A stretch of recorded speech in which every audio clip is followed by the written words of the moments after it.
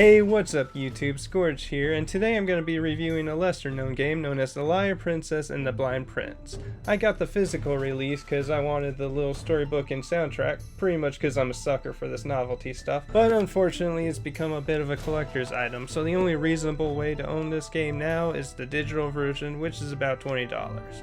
But we're here today to see if it's worth anything at all, so with that, let's get started. The Liar Princess and the Blind Prince comes from NIC, makers of Desaiga, and other games that look like Desaiga. But the idea for the Liar Princess actually comes from a contest that the company hosts where all employees are allowed to pitch story ideas, which is the same way that Night Alone and whatever the heck this says was made. And Night Alone even spawned a prequel. So based on the history of the company's love of unique and vibrant characters and the past successes of this pitching idea, I am very excited to play this one.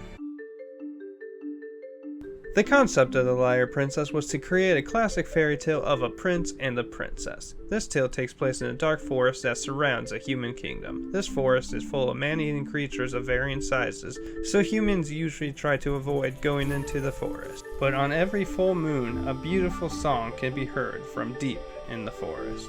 The singer was a man-eating wolf who would proudly sing from atop a cliff. One day during her song, the wolf notices a small human was listening at the foot of the cliff, so she decided after her song she would enjoy a late night snack. But after her song, the young boy surprised the wolf with applause. This was the first time she has received such praise, so she enjoyed it enough to spare him. So after that, night after night, the wolf sat atop the cliff to sing, and the prince came to listen. Then one night, after the wolf finished her song, she doesn't hear any applause.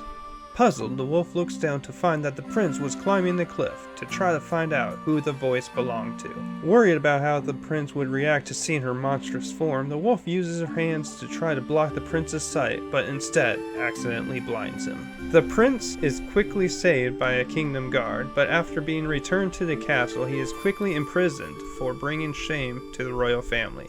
The wolf hears of this and decides to go to the witch who rules the forest. There, the wolf trades in her voice for the ability to turn into a princess. Using her new ability, she goes to free the prince, so that she can lead him to the witch to have his eyes healed.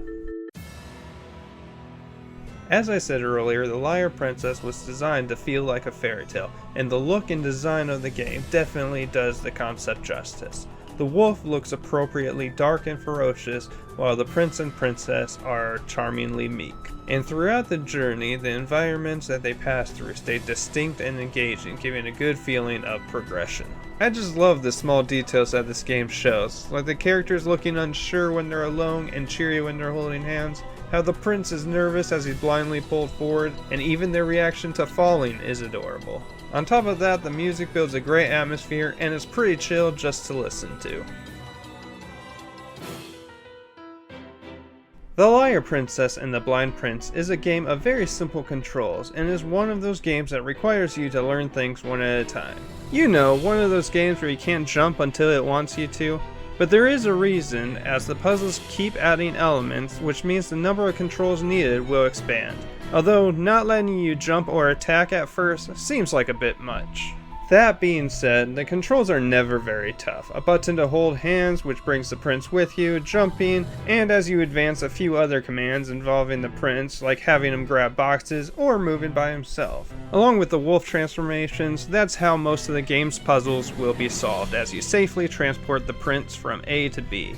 You heard that right, most of this game is a collection of escort missions, although it isn't bad since the prince stays in place if you don't move him and there are tons of areas to leave him to scout ahead in wolf form.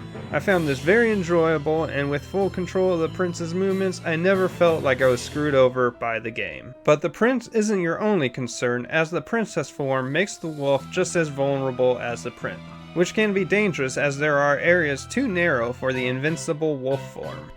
That's the level flow for the most part, and it doesn't take very long to adjust to it. I think these limitations make perfect sense within the context of the story, and I just love how well the plot and the gameplay blend together. And besides, it's a pretty calm adventure that really never pushes the player's limits. It is short though, as it only took me about 7 hours to complete it.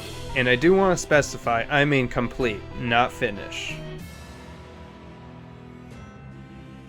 The Liar Princess and the Blind Prince is such a charming game, and like I said in the beginning, it's $20 digitally on Switch, PlayStation 4, and Vita. 7 hours may seem a bit short, but it's a cheap game, and I found the adventure much more enjoyable than Journey, which is the closest comparison I can come up with at this time. So with its always charming story and presentation, plus the gameplay that never overstays its welcome, I give The Liar Princess and The Blind Prince a 9 out of 10. With its price, there's very little to complain about. It's short, sweet, charming, and with the exception of one weird and skippable puzzle, I always found the game to be enjoyable. You might find this game simplistic if you're trying to test your gamer ability, but for me, I just found it to be a fun, relaxing, story-based game. Hey, thanks for watching, and if you enjoyed that, be sure to check out my other content and my social links that can be found in the description below. I'm on Twitch Tuesdays and Wednesdays and would love to see you there. Until then, take it easy.